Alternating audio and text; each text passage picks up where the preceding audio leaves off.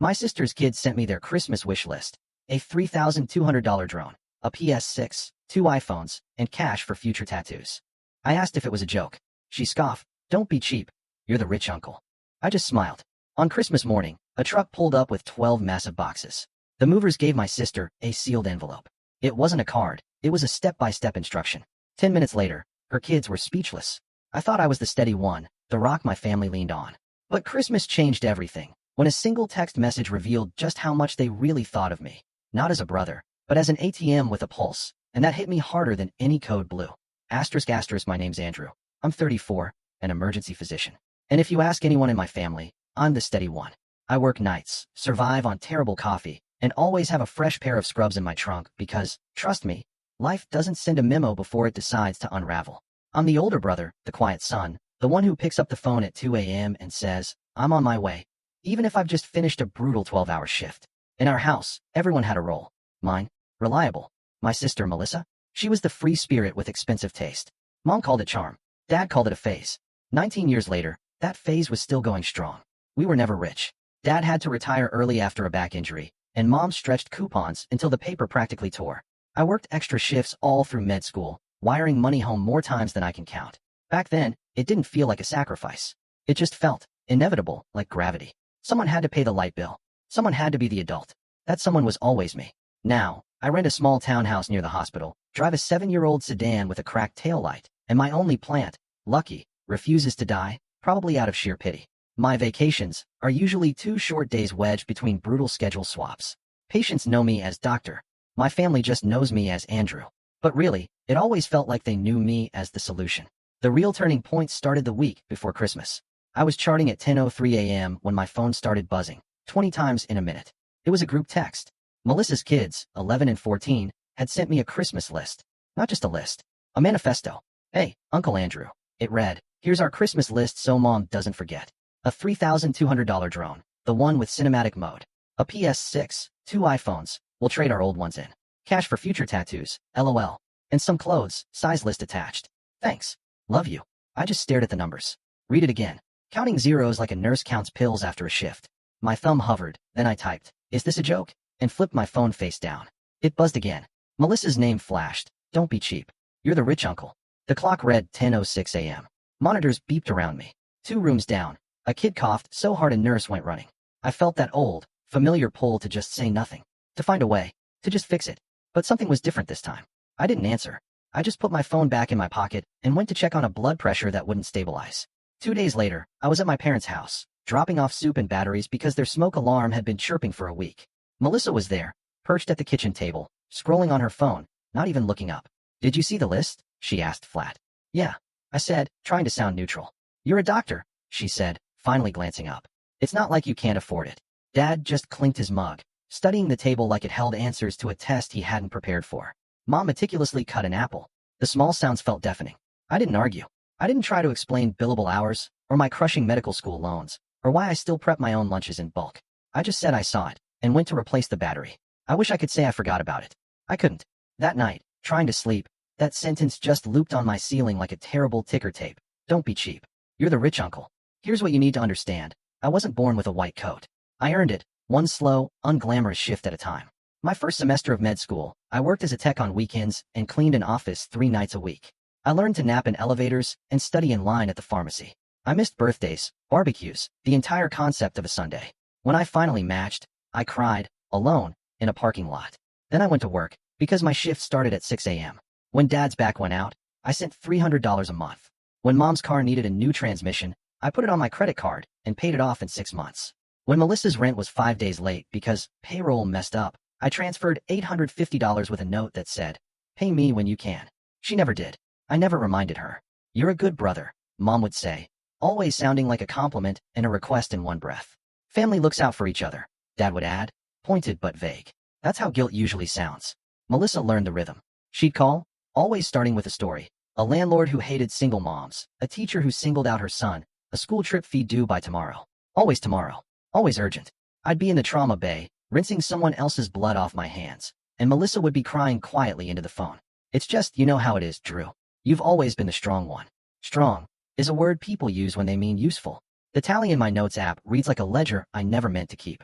$300, $850, $120 for cleats, $64 for a field trip, $400 for a deposit, $200 for a birthday emergency, $1,100 for we got behind, $75 for a fundraiser.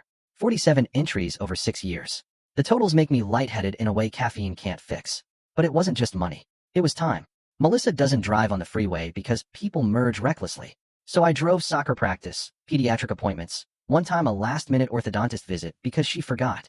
I left mid-shift twice, used my lunch break to sit in a school office signing a form because mom's handwriting stresses the secretary out.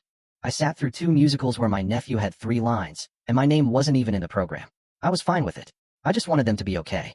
Drew, can you look over this? She'd slide me bills, letters, notices. It's all so confusing, she'd say, then text a friend while I called customer service for her. In our family, Golden worked backwards. Melissa's mistakes became group projects.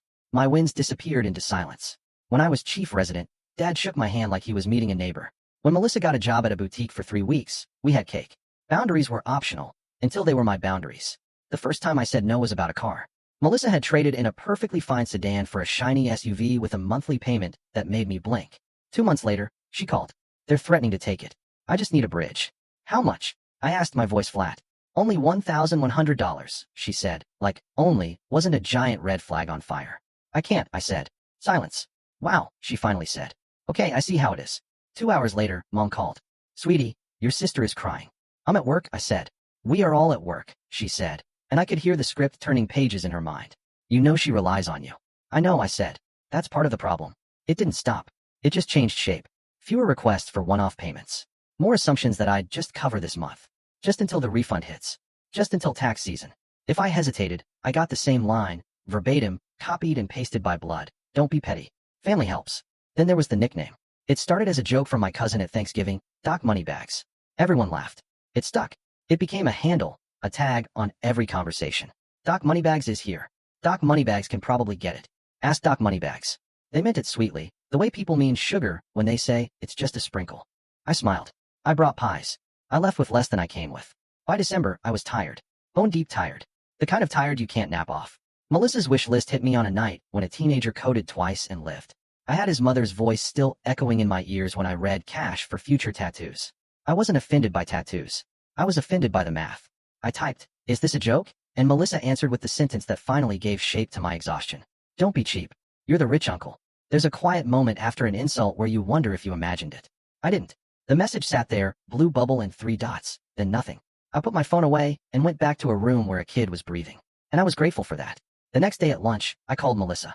Hey, I said. Right. She answered, like we were planning a movie. About the list, I said. It's not that deep, she said. You always overthink.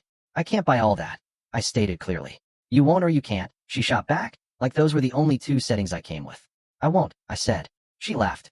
Okay, principled. Get whatever, but like, don't make it weird. We hung up. I stared at the sandwich I didn't want. I thought about every small yes that had turned into an expectation with a bow on top. I thought about the kids. None of this was their fault. They were just repeating what they heard. Rich uncle, cheap, don't be weird. I pulled out a sheet of paper and wrote a plan doctor style. Clear steps, time frames, numbers. Not revenge. Not a stunt. A boundary. In writing. I booked 3 things that afternoon. A financial counselor for Melissa, prepaid for 6 sessions. A family therapist, first 3 covered. And because I know decision fatigue is real, 2 days of movers with packing supplies, in case she chose to downsize to the apartment she talked about since July, but never actually moved to. I also bought grocery gift cards that required attendance at the budgeting sessions to activate. Yes, I was that specific. I am a man who writes orders. Christmas morning, I brought nothing you could plug into a wall. I brought 12 large boxes and a sealed envelope. We always do brunch on Christmas. Pajamas, waffles, kids tearing paper like confetti cannons went off. I arrived in scrubs under a sweater, with a bruised thumb and the envelope in my pocket. My plan wasn't to ruin the day. My plan was to stop the bleeding. Uncle Andrew, my niece shouted, running to me. Hey kiddo, I said, hugging her. She smelled like syrup and shampoo. Melissa stood by the tree, arms crossed, scanning behind me like I might be hiding a drone under my jacket. So, she prompted. Before I could answer, a truck pulled up outside. Big white company logo on the side. The kind of truck you call when life needs boxes. 2 movers came to the door with 12 giant boxes and dolly straps. Everyone froze, like a sitcom paused for commercial. What is this? Melissa demanded. Delivery for Melissa Carter, one mover said, friendly and efficient. He set the stack down by the couch. The boxes were labeled, kitchen, kids' clothes, Books. Miscellaneous. My dad's mouth opened. Andrew, he said slowly, like he wasn't sure what word to reach for next. I handed Melissa the sealed envelope. She didn't take it at first. I just kept my hand out. She finally grabbed it, tore it open, and read. Her face went from confused, to annoyed, to something pale and stunned. What is this? She said again, but smaller this time. It's a plan, I said. She read aloud, voice flat. Step 1. Open the 2 smaller boxes inside. Our grocery cards. They activate when the financial counselor marks attendance for session 1. Step 2. Call the counselor, number listed, and book your first meeting this week. Step 3. Pack 1 box of donations with the kids. Choose toys and clothes they've outgrown. Label, and we'll take them together at 2 p.m. Step 4. If you choose to downsize to the apartment you told me about in July, movers are scheduled for the 5th and 6th. If not, they'll haul these empty boxes back. Step 5. Family therapy intake. January 3rd, 10 a.m. It's paid. Show up. She looked up at me like I had spoken another language entirely. There's also a budget, I said quietly. It's yours, not mine. I'm not adding my card to your phone plan this time. I'm not paying your car note. I'm not buying iPhones. I'm not buying a drone. You think we're charity cases? She snapped, her voice rising. I shook my head. I think you're my sister, and I love you. I also think I've been acting like an ATM with a stethoscope. The room went silent, except for the cartoon on the TV that nobody was watching. My nephew tore at the tape on one box like it was a lifeline and found the grocery cards and a plain note. We'll cook together this week. Menu on the back. He looked from the card to me, confused. Where's the PS6? He asked. There isn't one, I said gently. Not today. His lip trembled. My niece started crying first. Then he did. Melissa went dead still. Why would you do this on Christmas? Mom whispered, like I'd brought a storm into the house. Because I don't want to keep teaching the kids that love equals things, I said. And I don't want to keep teaching you that I will fix it if you ignore it. Dad stood. Son, this is too much. I know, I said. That's the point. Melissa's jaw clenched. You're punishing my kids to make a point to me. No, I said, my voice steady. I'm refusing to buy them a lifestyle I can't ethically endorse. You're a doctor, she said, like it was a trump card. I'm a person, I said, a tired one. She grabbed the envelope again, flipping pages like the ending might change. There was a calendar, phone numbers, a simple budget with categories, and on the last page, a single statement in bold. The movers stood awkwardly by the door. Ma'am, one said, we can leave these here, or we can load them back up. No one moved. My niece cried louder. My nephew stomped his foot and yelled that I was mean. Melissa looked at me, searching for the version of me that would cave. I didn't. Open the last box, I said. No, she said. Dad did. Inside were 3 things, a list of low-cost sports programs in their area, printouts of 2 part-time job postings Melissa had saved on her phone but never applied for, and a handwritten letter. She didn't read it. I did, because I'd written it for all of us. I love you, I read. I am not your bank. I will not be shamed into buying things your budget can't hold. I will help you learn the math. I will show up for counseling. I will cook dinner and drive to appointments you schedule. I will not carry this alone anymore. Melissa's face went white. Mom put her hand over her mouth. My nephew yelled that he hated me. I took the hit. I've taken worse in rooms that smelled like bleach. Say you're sorry. Mom hissed. No, I said calm. I'm done apologizing for boundaries. Dad pointed at the door. Then leave. I picked up my coat. My voice was even. My hands weren't shaking. I will, I said. I'm a phone call away for emergencies. Not for extras. Not for upgrades. Merry Christmas. I looked at Melissa. She looked back at me, eyes glassy, jaw set. Andrew, she said, almost a growl. You're going to regret this. No, I said. I'm finally going to sleep. The first 24 hours felt like the end of a code. Quiet, then a sudden surge of noise. My phone stacked missed calls like plates in a sink. 14 from Mom, 9 from Dad, 21 from Melissa, 3 from an unknown number that turned out to be my aunt. Because your mother is beside herself. I silenced everything and took a shower long enough to fog the mirror twice. At 7:12 a.m., between triage and sutures, Melissa texted, You made my kids cry on Christmas. I typed, deleted, typed again. I refused to buy them things. That's different. I sent. She replied with a photo of my niece's puffy, tear-streaked face and a caption. You did this. I put the phone in my locker and went to stitch a forehead laceration while a dad held his son's hand and whispered, You're okay, buddy. You're okay. It was a relief to be in a room where reassurance was clean and earned. By noon, I had 3 voicemails from Mom that all started with a gasp. Andrew, call me. Then a long dramatic pause. Please. The third added, You've never been cruel before. Cruel? It sat weird in my chest. I dunked that word into memory and pulled up facts like lab results. 6 sessions of counseling, prepaid. 2 days of movers, if she wanted them. Grocery cards, tied to budgeting. Not blocked. Not punished. An offer, with structure. Not a threat. Cruel is letting a problem rot because you're scared to be the first one to say it stinks. At 4:03 p.m., Dad sent a single sentence. Put the truck on your own conscience. I put my phone down and filled out discharge papers for a woman with high blood pressure. So, I really gotta cut the chips, huh? She said. I smiled. Let's swap them 3 days a week and see, I said. Small steps. Clear steps. The only kind that ever work. That evening, I sat on my couch and wrote out the next 30 days like a resident writes out a call list. Sleep at least 6 hours, even if split. 1 run around the block after day shifts. Sundays, cook for the week. Therapy, my own, not optional. Answer only texts about health, school, logistics. No money transfers without a receipt and a plan. No guilt calls after 9 p.m. By day 2, the extended family had taken sides like it was a playoff bracket. My cousin texted. The list was wild, but Christmas. Another wrote. You could have just said no. I didn't answer. I went for a jog and felt my lungs disagree, then agree. On day 3, Melissa broke the silence with a new strategy, reason. Okay, she wrote. I get it. You're making a point. Can we compromise? Maybe not the drone, but the phones. They need phones for school. They have phones, I wrote. They're old ones, she replied. So am I sent. Still works. She didn't laugh. That same afternoon, the financial counselor called me, not to gossip, but to confirm logistics. They booked, she said. Tomorrow at 10 a.m. I stopped in the hallway and let my shoulders drop an inch. Thank you, I said. They sounded mad, she said carefully. They are, I said. They're also smart. Day 4. My niece called me from Melissa's phone and sobbed. Why don't you love us anymore? I sat on the edge of my bed and kept my voice as steady as a line on a monitor. I love you very much, I said. So much that I don't want to teach you that expensive equals love. She cried harder. Everyone else got stuff. I know, I said. We'll make pancakes Saturday. You pick the toppings. She quieted. Can I still come over? She whispered. Always, I said. Day 5, Melissa sent an all-caps message. We went to your meeting. Happy, proud, I replied. She didn't answer. Day 6, the therapist's office emailed appointment reminders. Day 7, Dad texted, your mother is sick over this. Then 2 hours later, she's fine, but still. I pictured Mom wrapped in a throw blanket, signed for sport. I didn't respond to the bait. Week 2, the tone shifted. Fewer accusations, more logistics.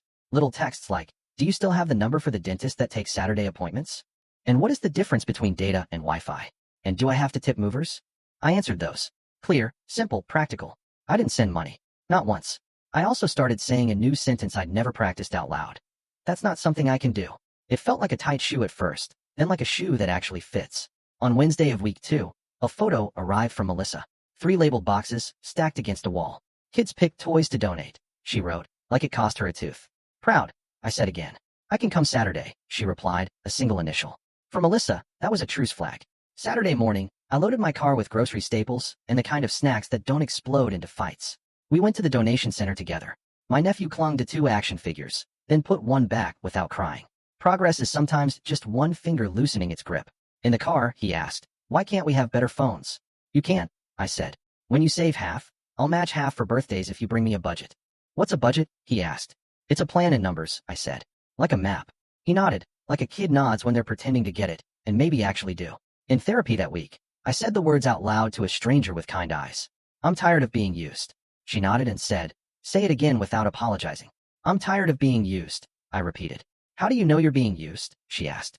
Because when I say no, I become cheap, I said. And when I say yes, I disappear. We made 2 columns on her whiteboard. What I do, what I am. I drew long arrows. We wrote sentences that made me uncomfortable, then less uncomfortable. Asterisk, I am not selfish for refusing to fund a fantasy. I am generous when I offer time, skills, and structure. I am allowed to leave a room where I am only useful. Asterisk, by the end of week 3, Melissa stopped calling after 10 p.m. She stopped with the all caps. She started sending question marks instead of exclamation points. One night, nearing 1 a.m., she texted, the counselor said to call the phone company and cut extras. Can you stay on the line with me? I'll do it. I leaned against my locker and stared at the text. It was almost an apology, shaped like a question. I can stay on for 10, I wrote. You do the talking. We did. Melissa's voice shook at first. She said, no, remove that. To a rep who tried to sell her a family entertainment bundle. She removed 2 lines they never used. She saved $54 a month. She cried a little after, and I pretended I didn't hear it. On Friday, Dad texted, you coming by Sunday? I said, I can swing by after work. He wrote, bring that soup you make. It was so normal, I almost laughed. At dinner, the kids showed me a chart they made to track chores and screen time. It was messy and perfect. Melissa hovered, unsure whether to smile or be mad. I'm proud, I said. 3rd time that month. She looked at me and finally spoke a sentence without a hook. I shouldn't have called you cheap, she said. Okay, I said. I didn't make it a sermon. I didn't turn it into a victory. She glanced at the calendar pinned to the fridge. Therapy is Tuesday, she said, like she was telling me the weather. Good, I said. I'm off Wednesday. We can go over the budget. She rolled her eyes on reflex. Then she nodded. Small steps. 2 days later, it snowed. I shoveled their walkway after my shift because I was nearby and it needed doing. Melissa opened the door, wearing an oversized sweatshirt, and said nothing for a second. Thank you, she finally said. You're welcome, I said. No money changed hands. No guilt did either. I won't pretend it turned into a Christmas movie where everyone learns their lesson in 90 minutes and the credits roll over a perfectly decorated tree. Real life is messier, slower, and better because of it. We still have moments. I still get texts that make me stare at the wall before I answer. The kids still want shiny things with faster chips. Melissa still has an instinct to punt hard things to me. But here's what's different. The sentence, "Don't be cheap, you're the rich uncle," hasn't appeared since that night. I deleted it from my head, but I kept the screenshot. Not to hold a grudge. To remind myself what I'm done teaching. The movers hauled those 12 boxes back the same day. They weren't needed. Not yet. The envelope stayed pinned above Melissa's desk. She hates clutter, but she kept that. 2 grocery cards got activated after counseling sessions. We made chili and a grocery list that didn't include random fridge things.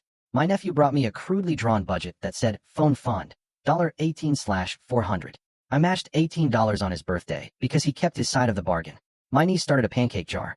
We make pancakes a lot. At the hospital, I'm different too. I say, I'm off now, and leave instead of staying 2 extra hours to fix a schedule someone else broke. I go to therapy. I buy better coffee. Lucky the plant got a new pot. Mom still sighs sometimes and tells me stories where she is the star and the villain is time. Dad still acts like a referee. But a funny thing happened. They stopped saying money bags. At New Year's dinner, Dad passed me the salt and said, Andrew, like it was a name and not a role. It felt small and huge at the same time. Melissa apologized once more. The kind where your eyes stay on the floor because you truly mean it. I was wrong, she said. I thought you were judging me. I was tired, I said. I didn't tell you. We didn't hug.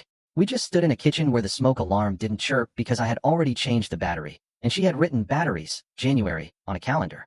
A week later, she sent me a screenshot of her bank app. Paid on time. No exclamation points. Just a fact. I sent a thumbs up, then typed proud, and hit send. If you want a motto, here's mine. I won't finance someone else's denial. I will invest in their growth. I won't buy a $3,200 drone to fill a silence.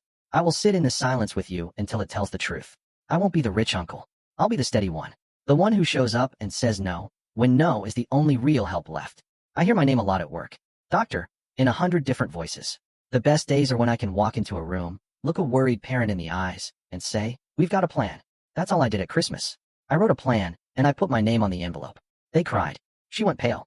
No one opened that last box, because in the end, it was only a mirror and a letter they weren't ready to read. And that's okay. I'm not here to force anyone to look. I'm here to stop lying to myself. I'm not cheap. I'm careful. I'm not rich. I'm responsible. I'm not an ATM. I'm Andrew. Brother, uncle, doctor, person. And that is finally enough.